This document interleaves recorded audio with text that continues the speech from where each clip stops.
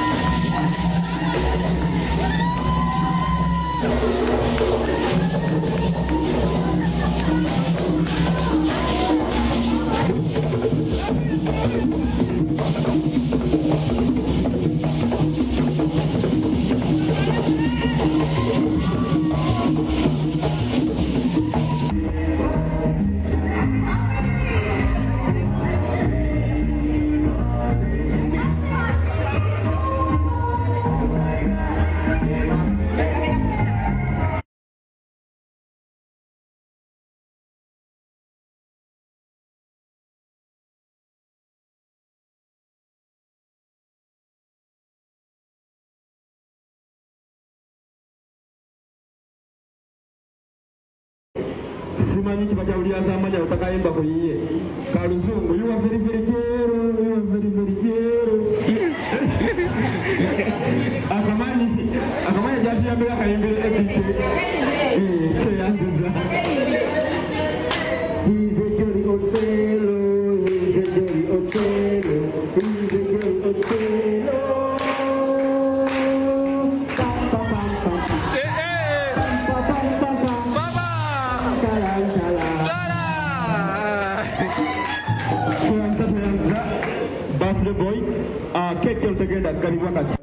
Sayeri bakomewo kusimba netuye ekintu bakiyita mukyala n'ennyumba omuntu ono fwe twabanga bize nnyo nga twogera ku speedi nene ye ng'ali wabweru ategeka budramu nga tukyusamu katono nnyo olusi nga tetukyusamu. Therefore the brain behind mukyala neighbor ye mukyalo mukyayogera ateke muŋŋambe okwogera ngenda kwogereza kino tokyayinza kikwagire. Bakayindira drama actors yatandika kumpi ne Museveni. Museveni yatandika 81 okulwana. Bakayindira batandika mu 82. Lwaki njagala okukompaeringa ensonga zino nti bw'obeera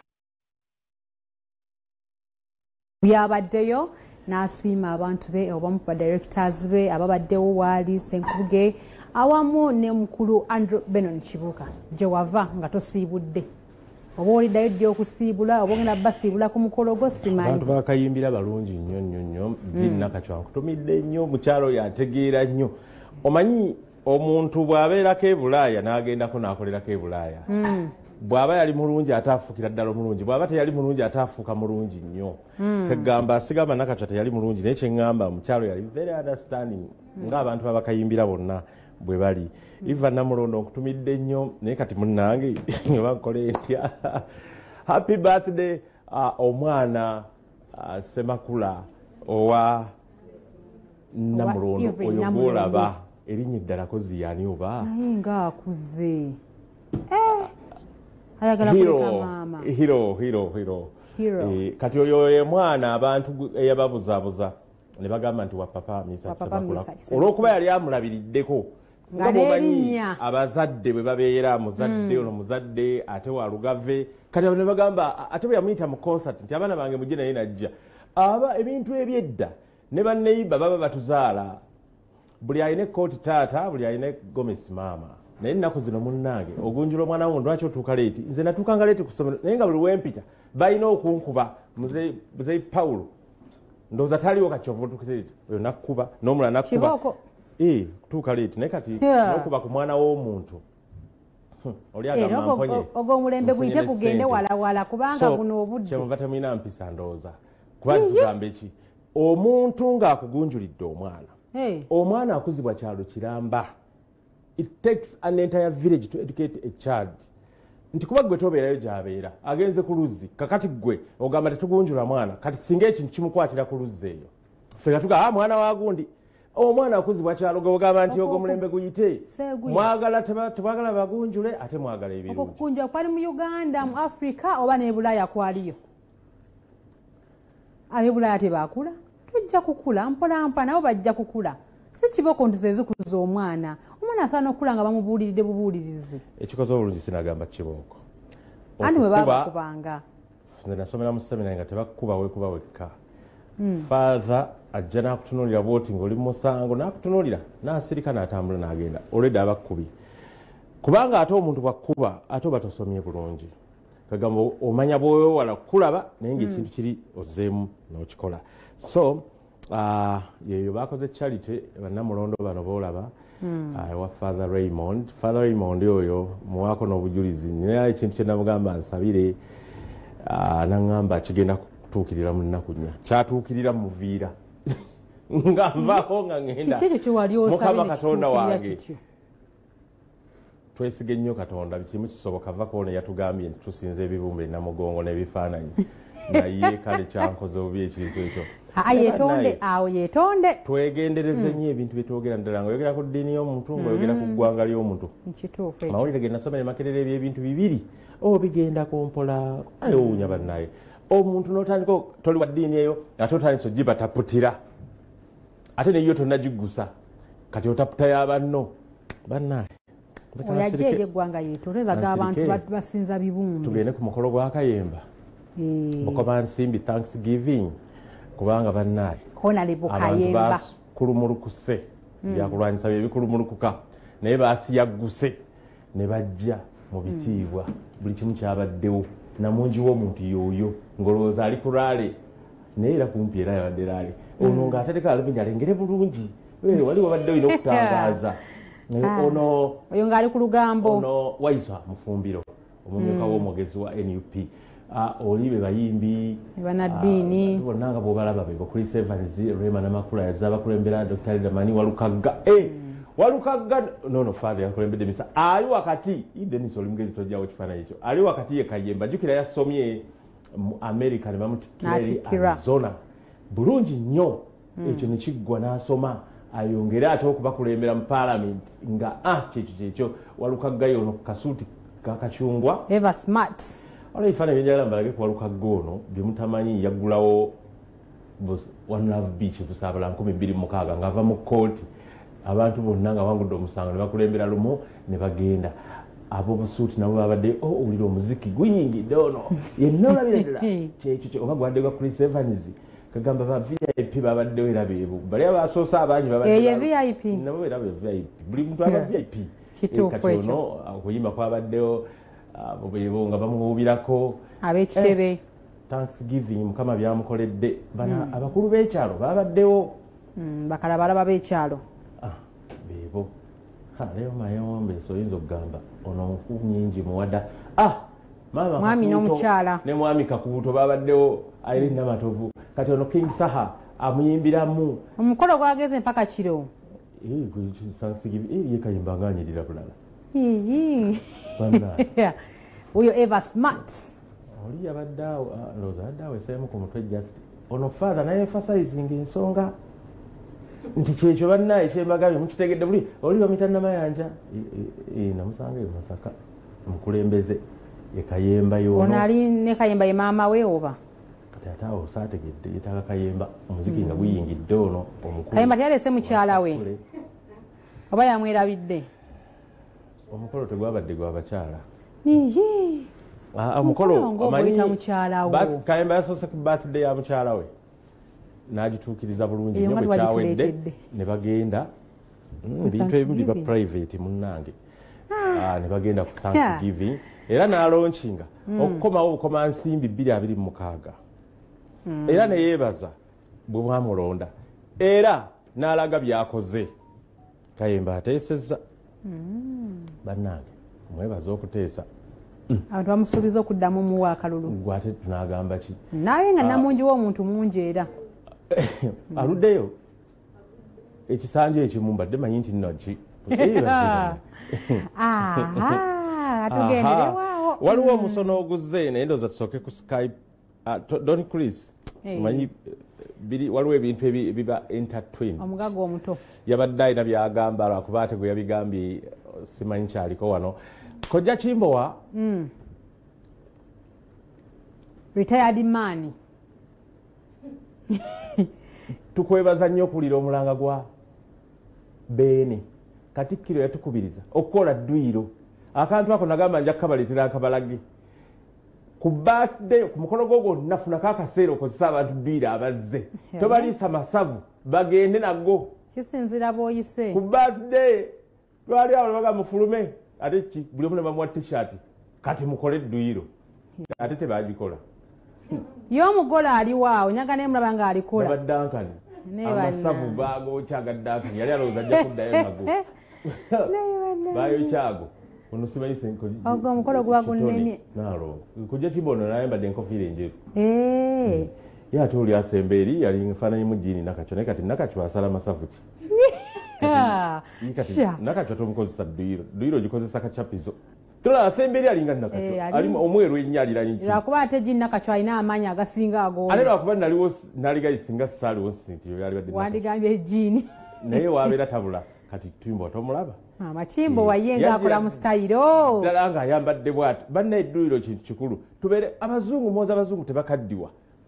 naye abazungu bakola dduyiro Kojja Kimbowa yansanyusaamu yatugambye agenda ddala agenda kwongera okwewa Katonda ekyo waakiri utwadde ku Serena n'agamba naye omanyi sijaga nti byabulokole omanyi buli muntu alokokera mu ddiini ye tekigasa kubeera nti nze nerangiridde nnyo ndi mutuukirivu nga munda siggwe omutuukirivu atuukiridde kati kyetaaga nnyo bw'obeera mu ddiini yo n'ogamba nze omutima gwange mulokofu kati osinga nnyo ayeerangirira sikyekyo weewaawo kati Kojja Kimbowa oyo kiringa nze nagamba Mama Fiina nti omulala akulira abasawo b'ekinnansi omutima gwe nga mulungi kati gwe noga nti ate nze ndi wa ddiini nnyo naye omutima gwo tegutegerekeka katonda akebera mitima Ojakifu alina akayimba ke yayimba awo kati bwe yaŋŋambye lwaki ndeesa ebintu bino nti nze ŋŋenda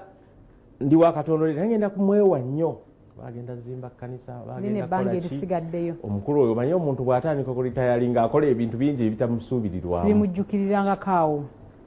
kuba ate kati takyasobola kukola ssabaawo yayitawo essabo likolebwa ku myaka emeka no anti kati abantu mulimu abakola ng'ayiiya agamba gwe naye kati ono waali asigadde kwebaza Mukama yatugambye nga ayine ku Serena agenda tufuna omukazi anaakumaakuma abakazi bano abasigadde mpozi afuna omulala kuba yamulonda so kati abali eyo abaagala Kimbowa muweereze ndowooza okusaba kwammwe tuloba munaayitamu n'alonda Flavia ng'ali waggulu wa bonna be yalonda okkulira ebitongole bye Flavia nga yeesiimye yabeera e Bulaaya ye mukyala w'omugagga yagenda okwesimbawo yiyi byonna biri ku muntu omu era Flavia ono bannaye Gomba East nange ndi wa Gomba wajja akalulu kamuwe nange ate ennyanja tebaza kyayo Flavia munnamawulire Flavia atambudde ensali expose tagenda tawanya abantu nti kati ate oluzungu lugira ate lutawaanya nange ndiwe Gomba ayi talina bizibu bingi tagenda soka yeerabirire wedde yeerabirira dda kati katusooke tulabe omukulu ono bwe yabuulidde nga wagenda n'ayimba n'akayimba kaakawo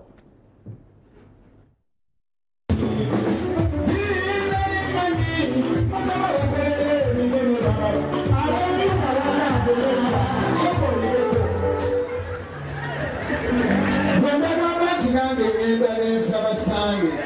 Mukama Katonda tugende nga tukole ki byonna tubikola naye Katonda kyataliimu tekisobola kukola ki ekyo nze nti bagamba nze ndi musajja musabi era buli challenge yonna ejja bulamu bwange era ku makya nenfukamira ne ngamba Mukama Katonda abalabe balaba nti ye kati yabaswazizza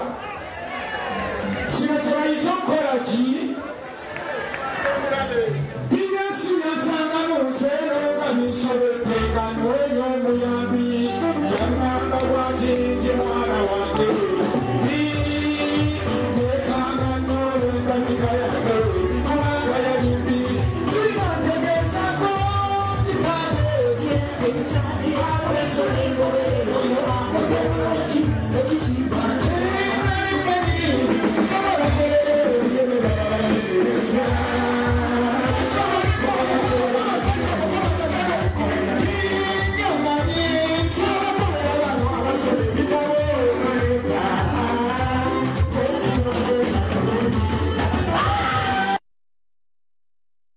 abekituukirire naye manyi kijja kutuukirira kuba omusajja ono mwesiga Don Chris yagaye byabakyala abiwummudde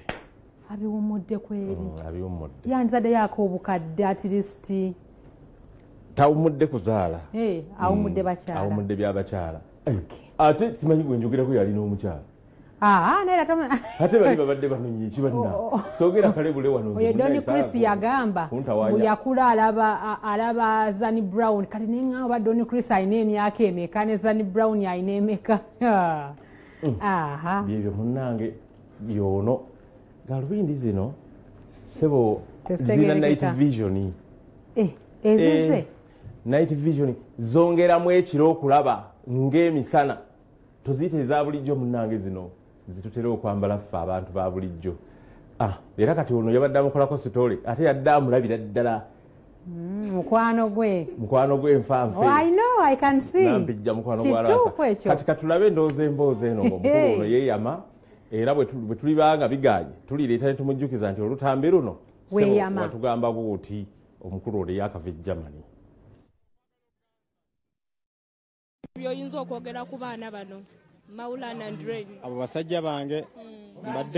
mbaddeeyo bbunga nga leero saagala kutambula wantu wonna naye ku lw'abasajja bange nga nno kambeeyo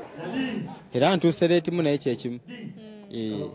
beeyisa batya bonga abantu kati ng'oggyeko obulamu bwa komedi mu bulamu bwa bulijjo basajja baddala nze mbeera nabo ku Skype nizeeyo basajja baddala ebyaddala nno Nze nkubuulira tujookenga tukola emizannyo tuzannya akapiira nabo aka PS nabo bolabaawo kyotambula wekka nakoowa kola kyekyo amenya omutima basigaza kabeere ebizibu byolabidde ku bakazi bakuno antama era bempulira nga njagala nga ninyamushi ng'ogenda ku nnyonyi nga ngenda e Bulaaya nga neeyagala nga nkomawo anti olaba abakazi bawano bw'otuuka okwagala okuganza bulakamairo ne zivaayo yankoze kino olubuto simanyi biki kati mbeewalira mbatya obeesembereza sobola kiki kye bakola ekyo kyasinga okumenya omutima nze nagulyawo galafrendi wange emmotoka n'agiwa bawunsa ate bawunsa n'atakomoko n'ankuba n'akaba olugambo nga luwagiddwa okuva leero weesiga ekizigo kyaffe Label Cream and Jelly ogabane ku birungo omuli glycerin oyiro ow'omuwendo n'akawoowo akasuffu akatasangikasangika.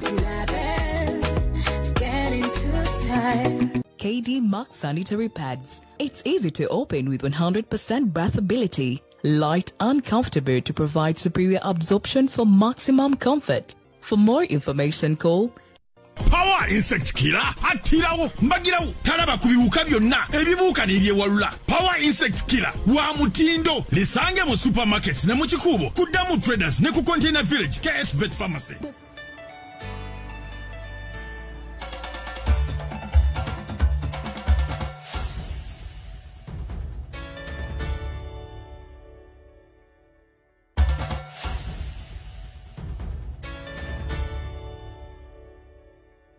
empaka z'akamalirizo eza National Matters Choral Festival zituuse oluvannyuma lw'olutalo wakati keranga naffe wano ku kyenkya omwangu yatta enswa ffe tufuddeyo owaasiza otya tukuwa amawulire ag'enjawulo agafa ebweru w'eggwanga ne wano mu ggwanga lyattu mwennyini ne baselebu bo ab'enjawulo wabweru w'eggwanga ne mu bitundu eyo gye mubeera tutuukayo ne tumanya agafeeyo tebakufera wetuli ne crime watch okukulabula tukuwa omukisa okuteesa ku nsonga ez'enjawulo nammwe abamazaalibwa tetubeerabidde ebyobusuubuzi n'obugenyi bw'ennaku ku nsonga ez'enjawulo tukuwa ebyemizannyo mbujjuvu ate mbutuufu okuva ku Mande paka Lwakutaano. Olw'enkyenkya n'enkiwumbawumba nze Josephat Seguya n'amawulire g'abaserebu agakusanyusa ne gakuwummuza n'agakunyiiza tegabulamu. Tandika naffe olunaku ng'oli mumanyi okuva Mande paka Friday ssaawa 12 paka 3 ez'okumakya. Bukedde TV1 ekyenkya tekisosola ggwanga ddiini wadde kikula kyamu.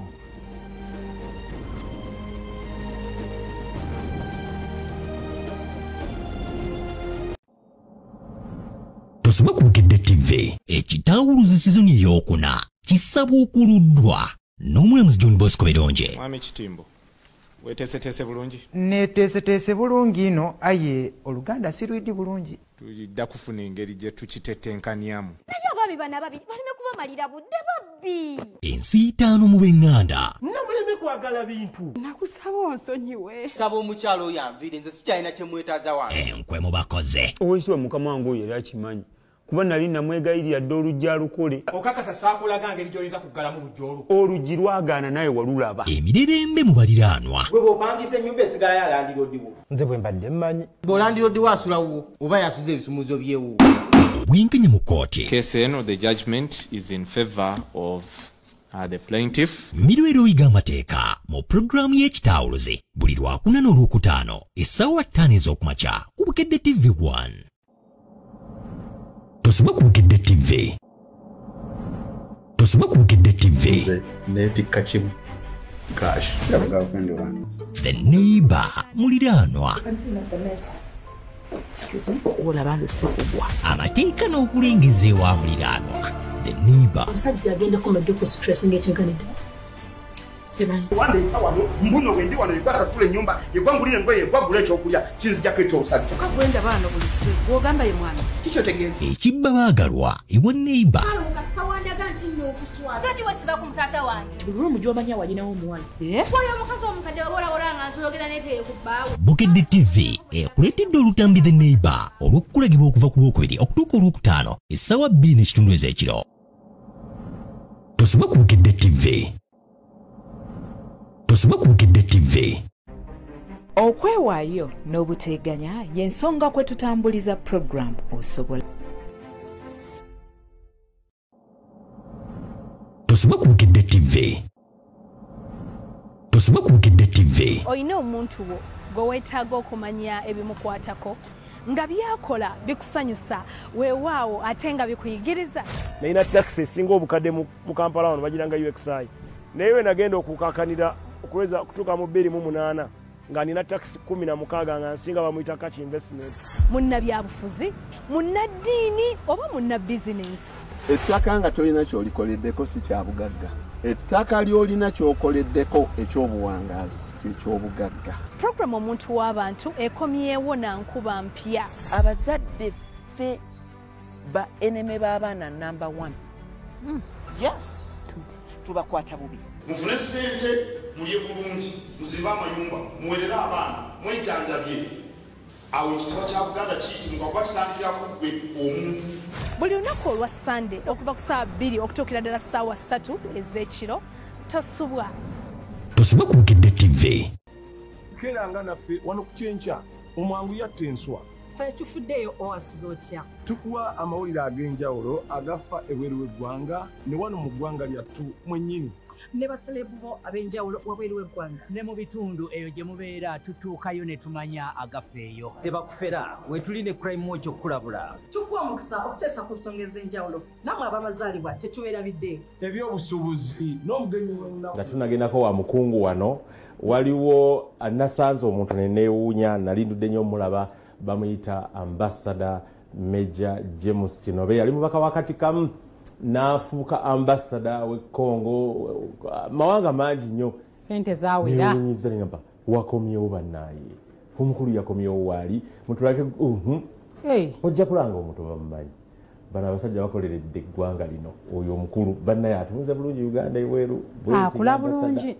bwe basooka okuteeseza eggwanga lino mu budde buli bye baateesa byebyo by'omanyi naawe yakomerera odda mu ggwanga obaddayo waali yaŋambye ali kyaddonda awo namwewuunyiza yasanyusa nnyo okundaba nange benasanyusa okulaba emyaka 25 gye mmaze be nasooka okukolako amawulire neneewuunya bwe bali nnyo era oliniganiza oŋambye sebo badde tomanyi mukolo gwange nga 10 July Papa's Sport myaka 25 gya pulezidenti w'olugambo omukungu ono koze omwezi ogujja omukungu wa Everite katulabe emboozi eno omukungu wa Everite ajje kati bwabadde akola ogwa ambassador bakulu waliwo abatukoleredde nnyo eggwanga lino ngamba Ambassador Abe Walusimbi ne Mami Jalia batumidde nnyo bali America ne bavaayo kati bali wano kale kakati katulabe endowooza omwami Kinobe bano bajje abalebe okulaba nange nsanyusa okukulaba olugambo nange nti olugambo olusi lunsala bubi nnyo naye nga we bali kusigala ng'okyatukiikirira bannalugambo banno nawe olina nange tubeera mu lugambo eyo nga lutunyumira nnyo nsanyusa okulaba abandaba nga babuvunaanyizibwa kiseera kabadde kawanvu naye ffenna tukulabidde emyaka mingi si lwaleero lwokka naye olwaleero kinsanyusiza era olutusobola kusipirimbaga bannaye olugambo bwaliko kaalo kuno mubuuzeeko nange nsanyuse nga bampiseeko naye nga badde bingi badde twasemba okusingana nga nkyali minisita sinagenda mu ambasada kozi oli minisita waki ono minisita wa nsonga z'abavubuka wamma kati bwe nviiridde awo nengenda mu ambasada tubadde Congo tubadde Sudaani nenkomawo kati mu kiseera kino ndi ku kitebe kya NRM era nga ndi mu kakiiko k'ebyokulonda ka NRM nga commissioner akwata ku nsonga za Buganda region so kati eyo gye tuluzunziza NRM beetala badde eno amanya gabaddiremu fonaga amanya ambassador James William Kinobe commissioner naye of course abamu bamanyi afande Kinobe because I'm a retired major abalala bamanyi honorable Kinobe kuba nali member wa parliament akiikirira katika North okumala emyaka 10 Olamenyi Minister Kinobe kuba nali Minister w'ensonga z'abavubuka n'abaana okumala emyaka 4 so buli omu alina waakutegeerera ate gwe twemanyi nga munnalugambo munno naye nga Mukama atuwadde obulamu atuwadde obuweereza nebaza Mukama kuwakatiza guno mwezi gwa 6 mwezi gwange ogw'obuzaale it's my birth month June ono wazalibwa mwaka ki omwaka sijja gwogerako najja gukubuulira olulala naye nga nazaalibwa ennaku z'omwezi zaali 16 omwezi gwa 6 n'olunaku no lwali lwa 6 omwaka gwotajjukira omwaka gwe sijjukira naffe kati abasajja we tutuusaawo abasajja we tutuuse mu kiseera kino naye nga twebaza mukama akoze ebirungi bingi mu bulamu bwaffe naye kati mu kiseera kino tuli mu keetalo ng'ekibiina kya NRM tubadde kubanga 6 tubadde tufunira ekibiina kya NRM abakulembeze structures era twogerera twava ku byalo netudda ku miruka netudda ku magombolola netudda ku district kati nga kusaawa eno ekitraining olwaleero abaagala okuvuganya mu bifo ebyenjawulo kati ng'abantu bammemba ba paalamenti abavubuka abakyala ba LCs tuli ku mutendera ogubawandiisa nga kati ba MP ne ba LC5 bo tubawandikirawo nekyaddondo road ku plot 13 ku NRM electoral commission so nga ate abasigadde municipality n'aba councillors wansi bo bewandisiza kugombolola kakati 2 paka nga 15 omwezi ki ogwo tulimu ogw'omukaaga kakati yo dale ambassador bw'oba bakukyusa bulijjo ogenda ogenda famire yo tugambe bagayo ogenda Congo ng'ositula abantu bo bonna wange abambasada baffe tetunaba kufuna busobozi n'amaanyi alabirira muntu ng'osengula amaka kyokola gwogenda n'ofuuka absent husband nodda n'olambulangako ku famire naye ze kinyambye nali ndi mu Africa nga kinyambula naye kati bwotundanga agenda mu America n'okiika nga olina okutambula essaawa 13 okuddako eka ekitegeeza okomawo famire ogirabako mirundi 2 omwaka naye nga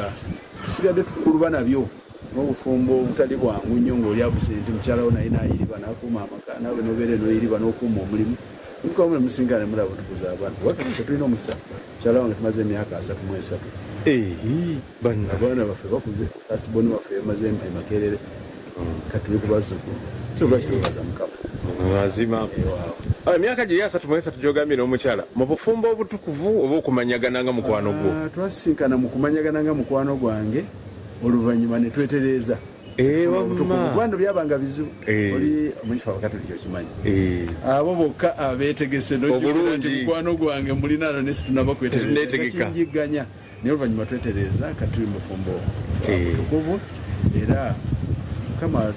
atukoledde ebirungi bingi kubanga kati ne ku kyalo gyendi enaalya ndi deputy saabakristo wa saabu parishi yange yenaalya enyamba okubeera n'obuweereza obwo ate nga neeno mu byobwefu ebyenaalemu nayo mpeererezayo nga mu kakiiko bantu baffe kati lwaki tetujaganya celebratinga kubanga katonda bwakuwa obusobozi adda kuba n'abantu okuba nga okolagana nabo naye nabo kuwuliriza byobero nyine nabo kirungi nnyo kisanyusa okusinkana naye nsanyusa kulaba bbanga libaddenasemba okulaba nga bakutwala bwambasade Congo bana munalugambo munno namulindwa Flavia iwali yakomye mumulako naye mundabire mugambe naye akomawo mutandikire we mwakoma oba nawulyako endakazombera yayagala kunoonya constituency naye sinaba kumanya Gomba East naye oba ayise eri awalala nga tali eno muyero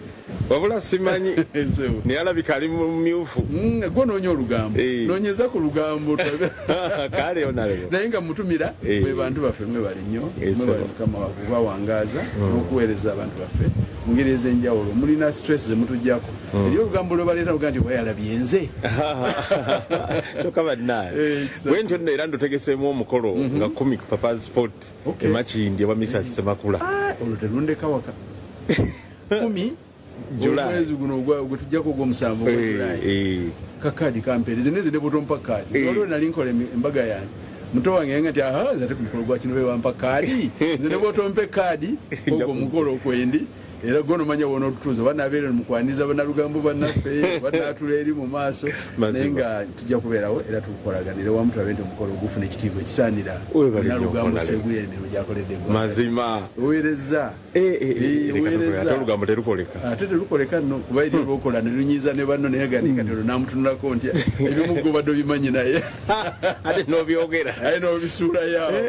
naye nga mwebale kale sebo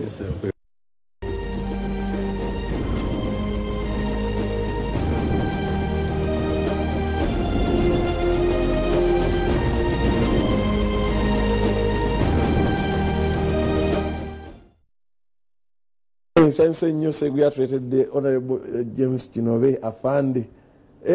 yalinga mukakiko ka local of government mu parliament ng'akunya sente mwazidde kale tuli n'abeeva right batuuse edda weebali bwana Kizito Omuto waali nnyo azze ne physical planner okuva mu Everite batubulye eddala lwaki wetaaga physical planner aku advising nga ogula ettaka ennyumba wagitunuza sometimes muzimba ennyumba n'ogitunuza akasana gye kava olu physical planner yakola si architecture naye nga nagata compound yandibadde eno bweti oba bye byenjogedde naye nga Kizito waali banafa Everite batunda ttaka bagula ettaka ate batunda amayumba era baga batunda ettaka lya halali eddungi ezzibu era mu kitundu ebitali mu ab'Entebbe mubalolezezaako naddala Kabaale ekitundu ky'Entebbe kye bayita Kabaale bantu bakiguze kumpi obusigadde mu ploti oba bbiri enkozi million 5 nazo mamuguza okuggwawo batandise ne feezi ey'okubiri ate ne ku Hoima Road era baateekayo Kizito mbyogedde ebigambo byo tosekatandikira wasuze otya oli bulungi oli bulungi yani nga twagala kubebaza abatuwagira mwenna mu Everite Real Estate ploti zikyaliyo enkozi ezo zikyaliwo milioni 5 baani abasinga okugula abaagala otekamu ssente twagala abantu abaana abali e Dubai eyo Saudi Arabia oli eyo wagenda kukola naye nga olira akasente ko wandibadde okomawo nga kalina kye kakoze jangu oleete sente tuwe sente milioni 5 tukuwe poloti 5 ku 10 ate nga kyapa Nkozi Town Estate eri mabega wa Nkozi Hospital eri mabega wa Nkozi University eri mabega wa Equator Town Estate baita obusese teka milioni 5 n'olinda mu katono milioni 5 zokka ngamba nti olinda mu katono bw'oba otaddemu nga investment yes olinda mu katono abantu abagenda kukula natera kugamba abantu nti gula gyogula ekibuga kikusangeyo tabasinga baagala ogenda mu bibuga nate ekibuga we kikusanga yatoga obeera w'amaanyi erwalira abatunda milioni 10 bagulanga milioni 1 naye kati batunda 10 so ekyo awantu awo